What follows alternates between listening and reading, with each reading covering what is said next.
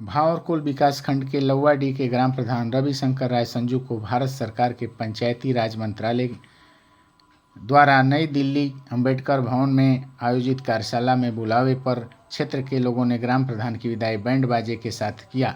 जिला पंचायत सदस्य अनिल राय मुन्ना, पूर्व भाजपा मंडल अध्यक्ष शशांक शेखर राय, भाजपा जिला मंत्री रविंद्रनाथ राय सहित सैकड़ों ग्रामीणों ने माल्यार्पण और तिलक लगाकर ग्राम प्रधान को एयरपोर्ट के लिए रवाना किया। इससे पूर्व ग्राम प्रधान ने पूरे गांव का भ्रमण कर सबका आशीर्वाद लिया और देव स्थानों पर जाकर देवताओं का नमन किया।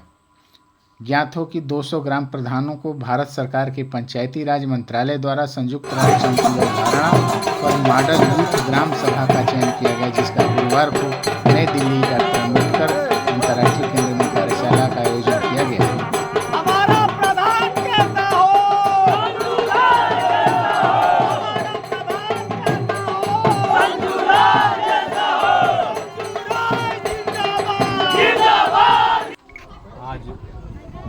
मेरे ग्राम सभा द्वारा जो सम्मान मुझे मिला है, मैं अपने ग्राम सभा को ही यह सम्मान देना चाहता हूं कि इन्हीं लोगों के बदौलत मुझे यह कार्य करने का मौका मिला है। मुझे आज पूरे ज़िले भर में तीन प्रधान लोगों का निमंत्रण दिल्ली से आया है।